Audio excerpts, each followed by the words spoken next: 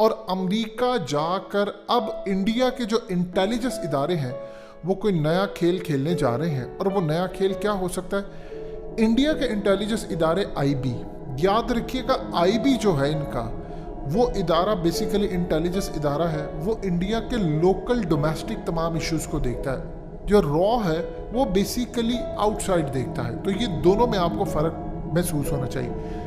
India के अंदर जिस तरह पाकिस्तान में आईएसआई ताकतवर है, इस तरह इंडिया के अंदर आईबी ताकतवर है। लेकिन आईबी के जो टॉप लेवल के लोग हैं वो ब्राह्मण हैं। वो लोग बिठाए गए हैं पिछले कई सालों से जो पूरे का पूरा इंडिया कंट्रोल, यानी आप अगर इंडिया में हो, कोई कॉल करेंगे तो उसकी एक कॉपी आईबी के एक सिस्टम में ऑटोमेटिकली सेव होगी, जब चाहे आपकी कॉल सुन सकते हैं। अब यहाँ पर जो सूरत हाल है, आईबी ने एक अलर्ट जारी किया है कि जो यहूदियों का त्यौहार आ रहा है, इंडिया के अंदर जो यहूदी हैं उन पर हमला हो सकता है कुछ अरसे के बाद। यानी ये उन्होंने अलर्ट जारी किया है। प्लान है बड़ा खतरनाक, और इस प्लान को एग्जीक्यूट करवाने के लिए अब मोदी के पास कोई प्लान नहीं है। ये चीज भी आप ज़हन में रखें।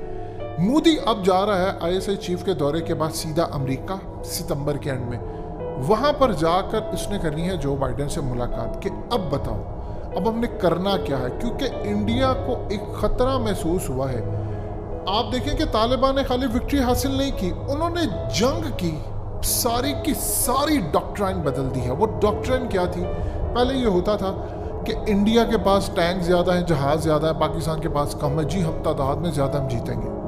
उसके बाद तालिबान की विक्ट्री ने ये बात क्लियर कर दी है, आप सुपर पावर है, आपके पास टेक्नोलॉजी है, पैसा है, आपके पास तादाद ज़्यादा है, हथियार ज़्यादा है। ये सारी डॉक्ट्राइन हो चुकी है फेल। अब नई थ्योरी सामने ये आई है, आप तादाद में कम हो, 70 साल पुरानी खाली क्लाशनकोव भी हो, आप जंग जीत सकते हैं, शर्त ये है आपकी स्ट्रेटजी बेहतर हो। अब इंडिया के अंदर कश्मीर में ये चीज़ उभरने वाली है। कश्मीरियों को अब रियलाइज हो रहा है कि अगर 75,000 फाइटर्स पूरे का पूरा अफगानिस्तान 50 ममालिक सुपर पावर इंडिया की प्रॉक्सी समेत सबसे जीत सकते हैं, तो हम लोग 80 लाख से जायद कश्मीरी 9 लाख भारतीय फौज के खिलाफ क्यों नहीं जीत सकते?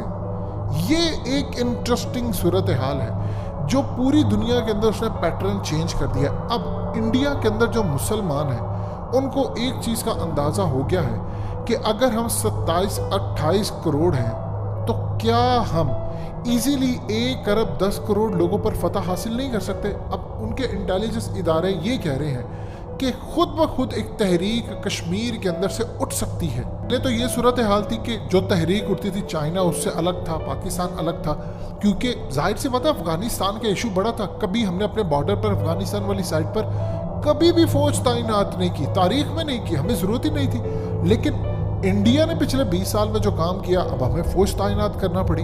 आप देखें कि पाकिस्तान की फौज ने जो बाढ़ लगाई, इतने हमारे बेचारे जवान शहीद हुए, और ये इतना मुश्किल काम था कि आप सोच लें कि सही मायनों में वो प्रोफेशनल आर्मी ही कर सकती थी। आपकी फौज ने वो कर दिखाया, और स्टिल निगरानी भी की जा रही है। ये जो पाकिस्तान में खाना जंगी नहीं हुई, वो क्यों नहीं हुई? ये खाना जंगी अफगानिस्तान से इधर आनी थी आपकी फौज की वजह से। अब मोदी जा रहा है वहाँ पर, उसको खतरा ये है वो सीआईए से करेगा मुलाकात। देखिए सीआईए इनको डिच भी कर सकता है, ये भी चीज़ें में रखिएगा।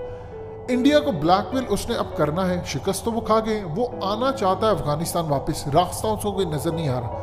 अब वो चाहता है कि किसी तरह इंडिया के अंदर मिलकर इंडिया के साथ मामला तय करे। निक्की हैली ने जो बात की है, उसने ख़ास तौर पर यह बात की है कि अब चाइना बगराम एयरबेस पर आ रहा है, वो उसका कंट्रोल में आएगी, तालिबान उसको देंगे, और पाकिस्तान और चाइना मिलकर अब इंडिया के खिलाफ कार्रवाई करेंगे।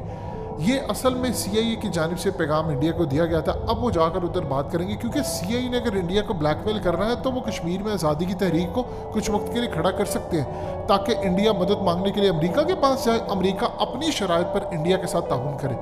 अब यहाँ पर जो इन्होंने बैका एग्रीमेंट किया था उसकी असल में शुरुआत होने जा रही है। बैका एग्रीमेंट असल में जो सूरत हाल है, इंडिया के अंदर अब अमेरिका अपनी प्रेजेंस चाहता है। अफगानिस्तान से आपने उसको फारिग कर दिया, तो क्या अमेरिका अब छोड़ देगा? वो पाकिस्तान पर नज़र नहीं रखेगा।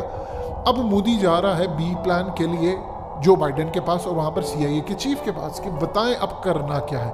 अब हमारे सारे प्लान फेल हो गए, 20 साल का स्ट्रक्चर तबाह हो गया, क्योंकि अब आज़ादी की तहरीक उठनी है और तालिबान ने जो बात की है वो समझे।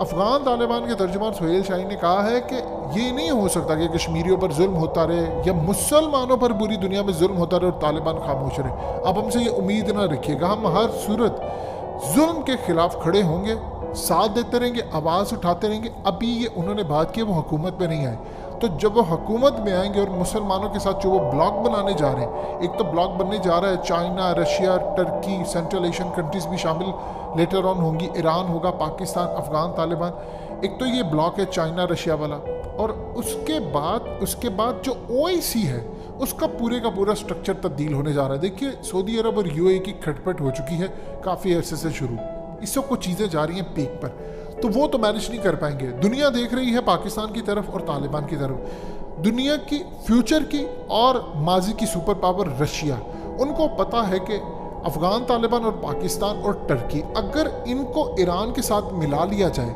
तो फिर हम उम्मत मुस्लिमा का जो ब्लॉक है उसको भी खड़ा कर सकते हैं, क्योंकि अरब वर्ल्ड में अब वो दमखम नहीं रहा कि वो इनको कंट्रोल कर सके। तो मोदी इस वक्त जा रहा है B प्लान के लिए कि आपने करना क्या है, हमें बताएं। अब पाकिस्तान ने तो काबुल पूरा सिक्योर कर लिया है, तो हमने अब किस तरह डील करना है और कश्मीर की आज़ादी की तहरीक को कैसे रोकना है। इसमें अमेरिका के जो चांसेस हैं वो अब वो इंडिया आना चाहता है, और वो अपने तमाम बैका एग्रीमेंट के तहत जो पावरफुल डिवाइसेस हैं सैटेलाइट के, उसके ज़रिए आएगा ताकि वो चाइना पाकिस्तान पर नज़र रख सके। इंडिया के कश्मीर जो कब्जा किए हुए हैं वहाँ से, क्योंकि